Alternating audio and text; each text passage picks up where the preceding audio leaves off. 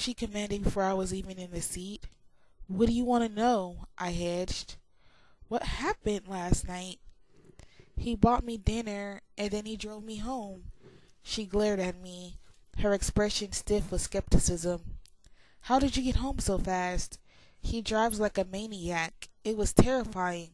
I hoped he heard that. Was it like a date? Did you tell him to meet you there?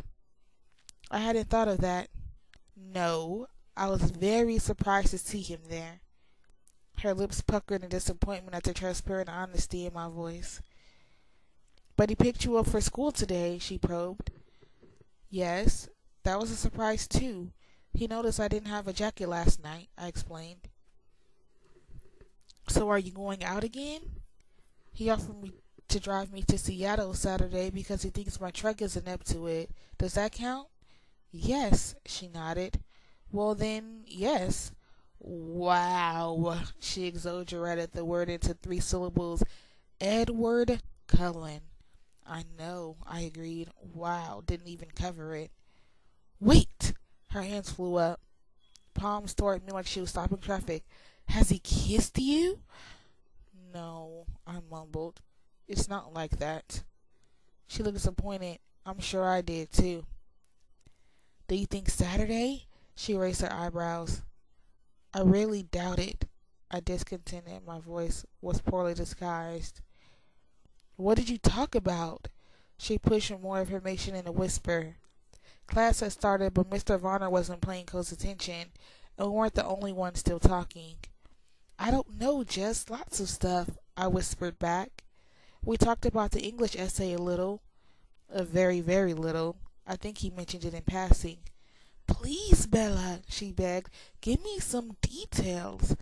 Well, okay, I've got one.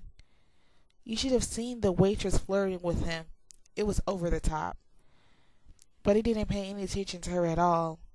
Let him make what he could of that. That's a good sign, she nodded. Was she pretty? Very. And probably 19 or 20. Even better. He must like you. I think so. But it's hard to tell. He's always so cryptic. I threw in for his benefit, sighing. I don't know how you're brave enough to be alone with him, she breathed. Why? I was shocked, but she didn't understand my reaction. He's so intimidating. I wouldn't know what to say to him. She made a face, probably remembering this morning or last night when he turned the overwhelming force of his eyes on her. I do have some trouble with inconsistency when I'm around him, I admitted. Oh well, he is unbelievably gorgeous. Jessica shrugged as if this excused any flaws, which in her book it probably did. There's a lot more to him than that. Really? Like what? I wish I'd let it go. Almost as much as I was hoping he had been kidding about listening in. I can't explain it right, but he's even more unbelievable behind the face. A vampire who wanted to be good, who ran around saving people's lives so he wouldn't be a monster. I stared toward the front of the room. Is that possible? She giggled. I ignored her, trying to look like I was paying attention to Mr. Varner. So you like him then? She wasn't about to give up. Yes, I said courtly. I mean, do you really like him? She urged. Yes, I said again, blushing. I hope that detail wouldn't register in her thoughts. She had enough with a single syllable answers. How much do you like him? Too much, I whispered back. More than he likes me, but I don't see how I can help that. I sighed, one blush blending into the next.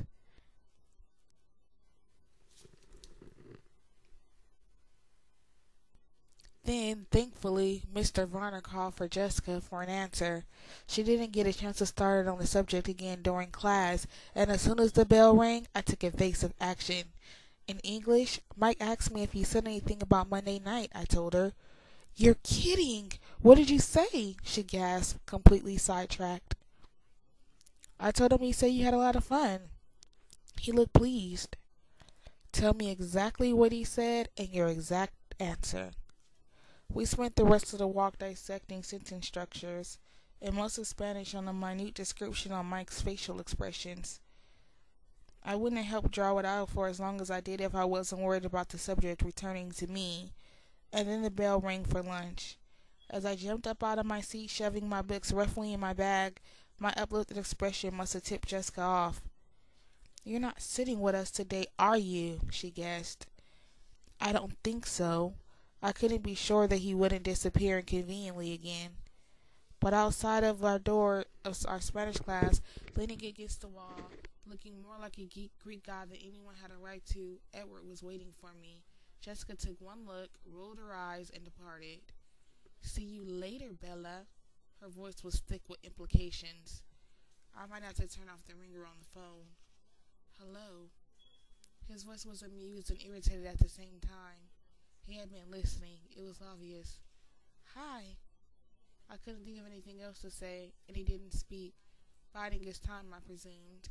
So it was a quiet walk to the cafeteria. Walking with Edward through the crowded lunchtime rush was a lot like my first day here. Everyone stared. He led the way into the line, still not speaking, though his eyes returned to my face every few seconds, their expression speculative. It seemed to me the irritation was winning out over amusement as the dominant emotion in his face. I fidgeted nervously with the zipper on my jacket. He stepped up to the counter and filled a tray with food. "What are you doing?" I objected. "You're not getting all that for me." He shook his head, stepping forward to buy the food. "Half is for me, of course." I raised one eyebrow. He led the way to the same place we sat that one time before. From the other end of the long table, a group of seniors gazed at us in amazement as we sat across from each other. Edward seemed oblivious. "Take whatever you want," he said, pushing the tray toward me. "I'm curious," I said, as I picked up an apple, turning around in my hands. "What would you do if someone dared you to eat food?" "You're always curious," he grimaced, shaking his head. He glared at me, holding my eyes as he lifted the slice of pizza off the tray and deliberately bit off a mouthful, chewed it quickly, and swallowed. I watched, eyes wide. "If someone dared you to eat dirt, you could, couldn't you?" he asked condescendingly. I wrinkled my nose. "I did once, on a dare," I admitted. "It wasn't so bad." He laughed. "I suppose I'm not surprised." Something over my shoulder seemed to catch his attention. "Jessica's analyzing everything I do. She'll break it down to you later."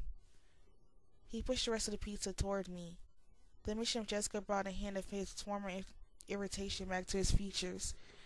I put down the apple and took a bite of the pizza, looking away, knowing he was about to start.